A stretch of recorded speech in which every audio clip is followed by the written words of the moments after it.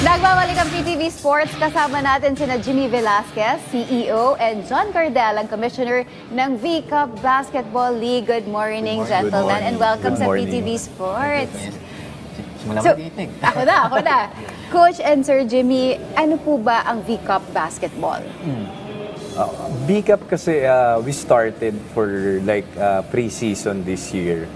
We started for like 40 years old and above. So yun yung ginawa naming liga na para siyang open league. Meron kaming 3X Pro and then the rest para siyang local. So para magkaroon din sila ng yung chance na makapaglaro pa rin kahit medyo getting older na.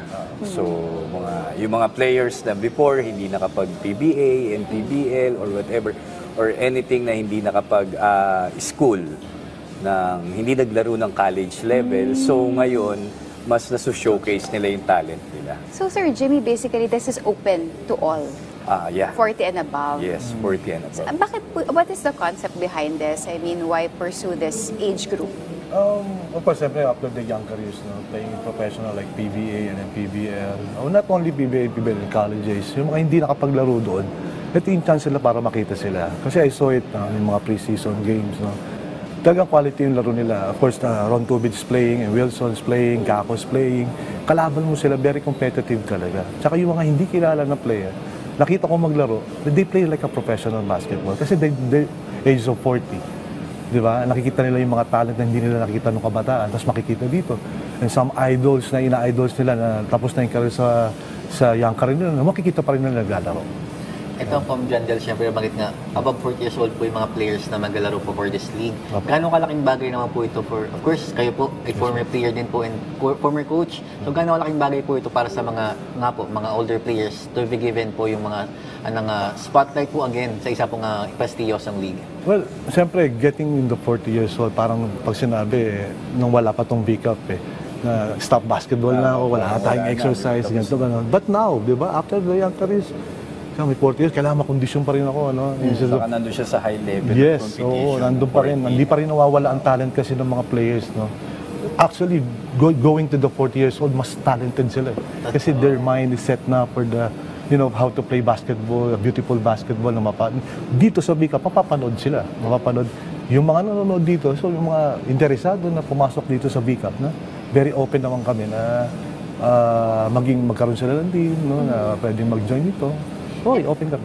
And I think this is very encouraging, especially yung mga basketball players sa feeling nila tapos yung career nila. And then looking forward sila dito sa V-Cup Basketball.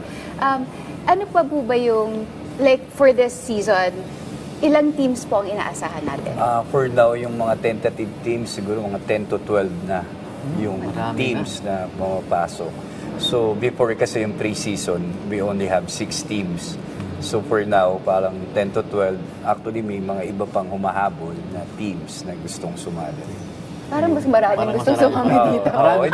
Actually kasi yung mas malaki yung market ng 40 up compared dun sa yung mga open league, mga pro, mga mas bata.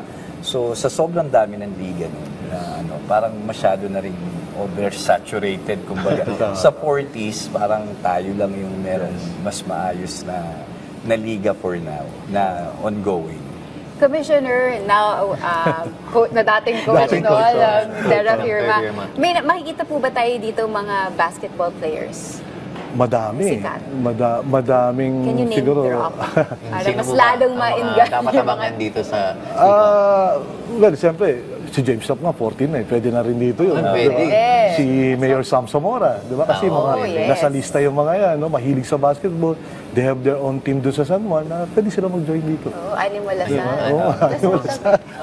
Ay, mga taga-Lasalian pala. Saan po ba kayo, Sir Jimmy? Marami ako school. Ay, taga-PUP ako sa mga Lasalian. Ito naman, Sir Jimmy, balik ko yung tanong sa'yo. Siyempre, inaugural tournament pa lang ito for the V-Cup. Pero ano po ba yung gustong legacy na maiwan po ng inyong league given for now, dun sa liga itself kasi gusto lang namin talaga na ngayon ma-establish siya na parang pag sinabing 40 up, nandito si V-Cup. At the same time, yung camaraderie, sportsmanship nung nasa 40s. Kasi parang pagka medyo mas bata ka, mas aggressive ka, medyo mas pisikalan ng laro. Ito kasi medyo tame and then just for the sake ng sportsmanship and camaraderie, yun na lang yung talagang target ng BCAP. So, kahit medyo getting older, di ba, parang ganun, nandito pa rin tayo sa high level of competition. Parang ganun. Pero Sir Jimmy, kung ikaw ang tatanungin, how different po yung sa mga main leagues and then mga mas bata and then of course itong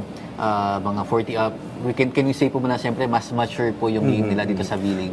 Dito kasi mas maraming chances, mas maraming opportunities. Yun nga, sinabi ni Com na yung mga times na yung mga players before na hindi nakapaglaro ng college level, college, NC, UAP, lahat ng nag-pro, ngayon makakasama nila. Pero like dun sa yung pre-season namin, maraming mga 40 up na players na nag-step up nang hindi namin sila nakikita before sa PB, sa PBA, whatever. Pero nung pre-season, nag-step up talaga sila. Yun yung nade-develop. And at the same time, maraming pa papunta ng 40s, halos lahat naman tayo aabot ng 40. Sana, di ba? Lahat ng Yung iba nga nagmamadali. Gusto yung iba. Ayun. Yung iba, marami akong kilala. Hindi po kami Talaga ba? nagmamadali. Ako din, di po. Hanggang 40 lang ba? Pwede ba 39? May mga ganon. May mga nagmamadali talaga na 38, 39. Gusto nila mag-40 na kasi makakalaro sila.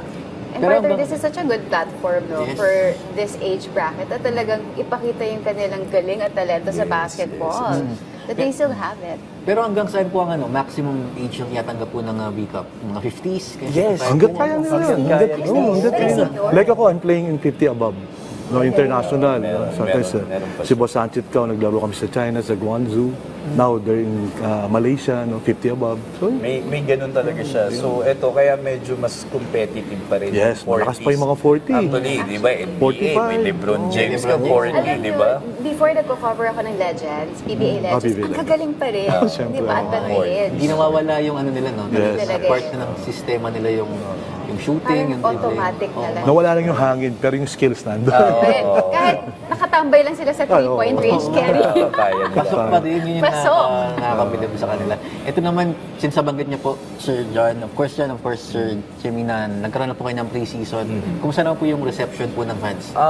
Yung pre-season namin, actually, kaya nag-push through itong may giging first season. Kasi yung naging feedback from the pre-season, medyo talagang maganda siya. So ngayon, medyo maraming nag-anticipate na ganito yung mangyayari. So maraming nag-e-expect na medyo mas lalaki siya. And at the same time, mas gaganda. Tapos yung level of competition, mas lalakas talaga. And at the same time, mas marami ngayong teams na papasok. Pero curious lang ako, ano po ba may naging format po nitong tournament natin? Single round robin po ba? And then there will be a playoffs or ano pong May home and away home and away din po ba? For now, yung last namin kasi pre-season, nasa Makati venue kami. Actually, Taguig na siya ngayon. So, doon lang siya. Yung 6 teams namin nun, round robin lang. So, etong siguro, most probably, etong pag naging 10-12 or depende kung madagdagan, baka mas maganda mag-single round talaga kami para mas maraming games at the same time mas okay. Ito kay Coach John, no? Inikot niya na lahat, naging basketball player, both high school, college coach, PBA and college led. Ngayon naman, bagong role ito as a commissioner. What can you bring sa table and what can we expect? Well, same thing kasi this is basketball. Siyempre, yung pinanggaling ko is basketball. No? With the help of Boss Jimmy Velasquez and Coach Chris, no? Na kaya namin patakbuhin and matututo ko sa kanila as a commissioner.